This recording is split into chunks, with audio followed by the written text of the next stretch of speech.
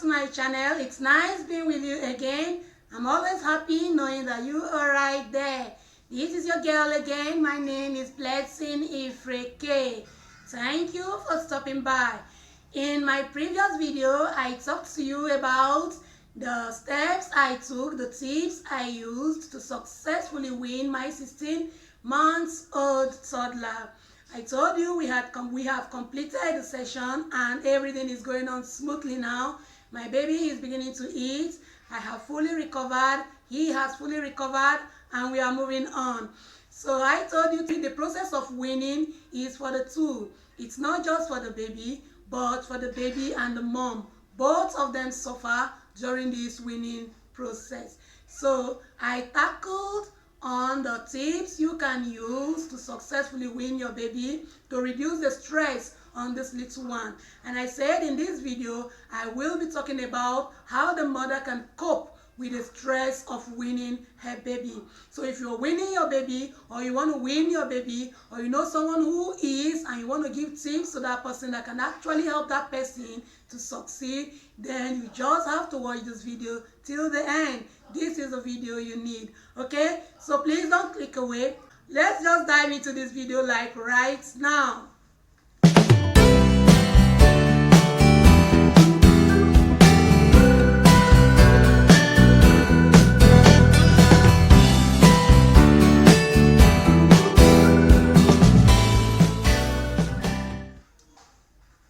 Okay, you're welcome back.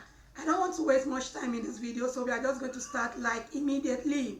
All right, when you begin to wean your baby, about a day into the weaning session, your breast become engorged.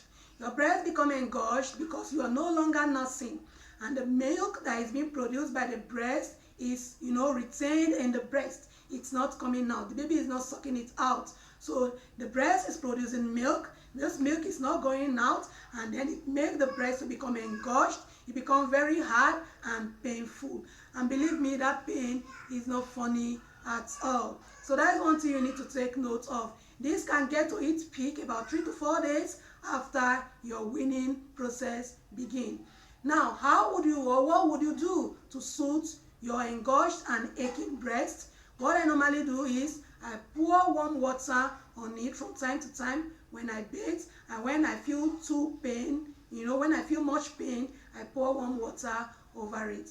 Then I usually use rub or mentholatum to rub around it. I use it to rub all over the breast. Take note, I said I rub. I didn't massage. Okay, if you're massaging, you end up expressing the breast milk out of the breast. And if you're expressing the breast milk out of the breast, it's not going to be funny, because you'll be sending the wrong signal to your brain, giving your brain that false information that you're still nursing your baby.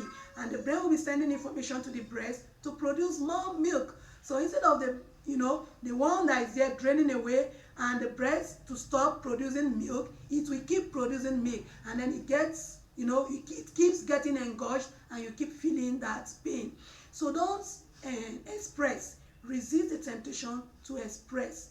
Just rub something, maybe like I said, a mild rub around it, and allow the breast to express itself naturally, to just flow out. Let the milk flow out on its own naturally without you interfering with it. Okay, by so doing, gradually a signal will be sent to your brain that you are no longer nursing. This breast is no longer nursing. As such, it doesn't need to produce any more milk, and then it dries off naturally. For me, it took more than a week for my breast to completely recover and dry off naturally, and I had to endure all through this process. Then at this time, some persons might suggest you put on a bra, to hold the breast in place and avoid the weight, weighing you down and causing you much more pain. That is also effective. It's effective in reducing the pain, because as the breast hangs down, if you are not using a bra, it creates more pain for you. So you use a bra to hold it up, the pain reduces. But one thing I've noticed is that when I use a bra to hold my breast up, it's not expressing. The milk does not flow out on its own. It doesn't flow out naturally, So it's prolonged the process of the breast, recovering and going back to normal. So when I notice that, I allow some free period when I allow the breast to be, and then the milk flow out on its own. And then when I feel too heavy and too pained, I also put on the bra back. So you check what is convenient for you and you do just that. All right. Then, like I said, avoid the temptation to express. That is another important point.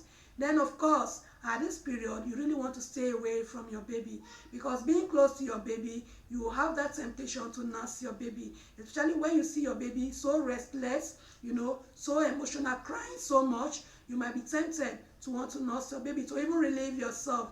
Okay, so you need patience, you need endurance, and you need to keep away from your baby at least a few moments during this period. It will help you to go through this process quite easily, naturally, and of course faster too. Then during this period, you feel a lot of pain. Like I said earlier, some people even have fever. Like me, I had some fever during this period. My head ache and all of that. So what I did is to take over-the-counter drug like Panadol or paracetamol or any pain reliever you're used to. You can actually take this to help relieve the pain. Then if you have excess fever, as the case may be in some people, you might want to consult your doctor, especially if you notice some sore spot, very sore spots around the breast and look as if it look reddish or inflamed. You need to see your doctor immediately, because that could be a sign of mastitis. Mastitis is an infection of the breast. You don't want to experience that. So consult your doctor immediately so that an appropriate treatment can be, initiated and you get fully recovered. All right. Then during this process too, as the breast begins to drain off on its own, it begins to soil your nice and beautiful dresses that you might want to wear for the day. Okay, so outfit for the day might get soiled because of the breast is draining out. So to prevent that, I normally use a little napkin or a little breast pad. I put it, at the tip, at my nipple, before I put on my bra. That way, when the milk is flowing out, it doesn't get to soil my dress. So you can also do that. Then if you know of any friend or relative you can actually confide in or lean on for support at this time, it's also very, very essential. So you can also make do with the advice from these ones at this time. So seek the advice of persons who have gone through this process or who are actually going through this process and have a more effective ideas on how you can successfully cope.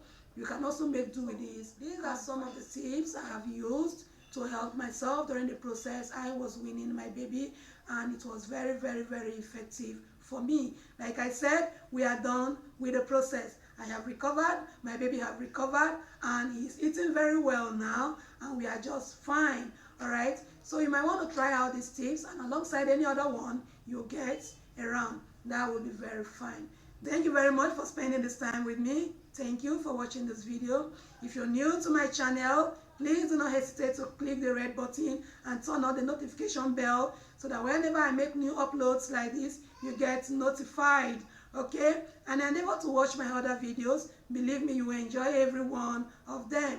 Don't forget to give this video a like if you actually liked what you see, and drop your comment at the comment section down below so how you feel about this video, and equally tell me probably your own tips on how you successfully wean your baby. So thank you once again for being there, and remain your friend, Blessing Ifreke.